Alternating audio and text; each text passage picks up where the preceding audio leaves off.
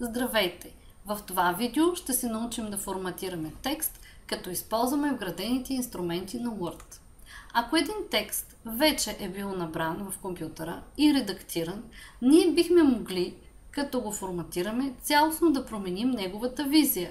Например, ако той е изглеждал по този начин, след като го форматираме, той би могъл да изглежда по този начин. И така, нека да се запознаем с инструментите за форматиране в Word стъпка по стъпка. Първо, бихме могли да променяме шрифт. Кликваме 3 пъти бързо тук вляво и от това падащо меню бихме могли да изберем подходящия шрифт, който на нас ни харесва. Виждаме как би изглеждал текста, ако използваме определен шрифт. Аз ще си избера шрифт Arial за целия текст. Но ако искам да променя шрифта само на заглавието, маркирам само заглавието и за него ще избера шрифт Arial Black. Бихме могли да променим и размера на символите. Маркираме отново целия текст и избираме размера на символите да бъде 12. Ето така. За заглавието може да изберем размера на символите 14. Много е важен и стилът на шрифт. Например, искаме да акцентуваме върху глобалното затопляне, маркираме и посочваме стил Получер. Искаме да акцентуваме, че през 20 век се наблюдава повишаване на повърхностната температура. Ето тук, цялото това изречение бихме могли да го подчертаем и дори да го поставим в стил курсив, т.е. да има наклон самия шрифт. По същия начин бихме могли да акцентуваме и в други части на текста. Може да отцветим някой от тях, например думичката въглероден диоксид. Като използваме този инструмент за цвят на шрифта, бихме могли да я отцветим в червен.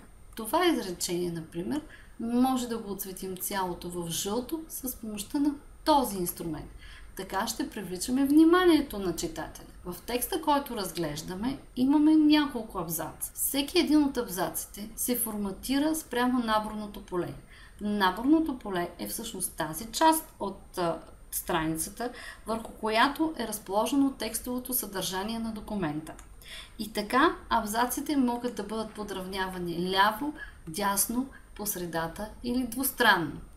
Например, аз ще маркирам със троен клик първи абзац, виждате го тук, и виждаме тук се активира опцията, която ни показва, че този абзац е подравнен спрямо текстовото поле отляво.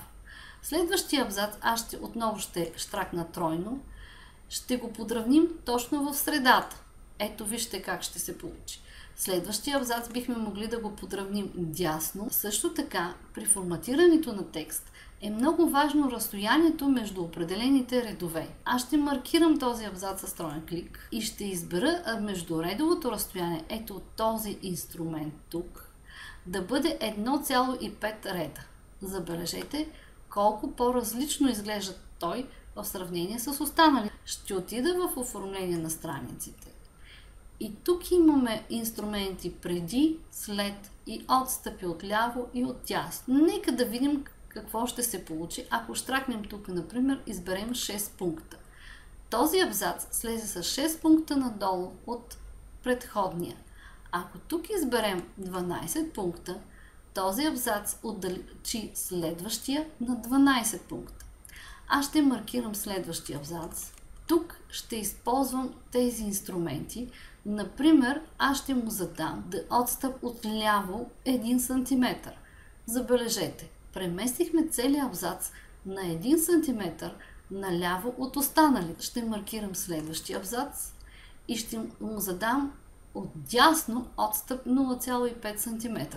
Ето така, преместихме този абзац отдясно 5 см по-навътре. Нека сега да се упражним върху задачата, която е към този урок.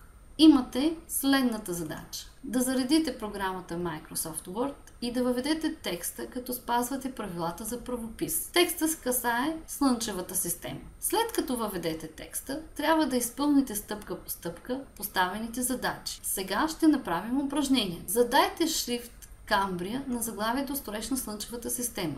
Маркираме Строеж на Слънчевата система, щракаме падащото меню и тъй като аз вече съм търсила този шрифт, той се намира тук най-отгоре. От падащото меню избираме 14 пункта. От тази опция стил получер, форматираме заглавието. Като използваме тази опция, ще поставим заглавието в средата. Ето ги имената на планетите от втория абзац. Стил курсив. След което маркирате ги една по една и от тук можете да ги отцветявате.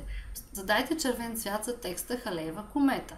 Маркираме, избираме в червен. Маркираме целият текст и избираме двустранно подравняване. Задайте отстояние за нов ред на всеки абзац 1,5 см. Ще го направим от тук, от падащото меню. Ще изберем първи ред, разстояние 1,5. Окей. Ето, маркирам заглавието, оформление на страниците, задавам след него 12 пункта.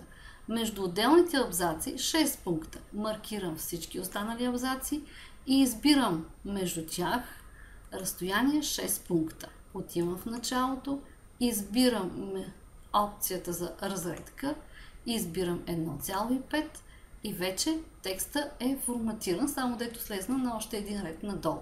Надявам се, че ви бях полезна с този урок.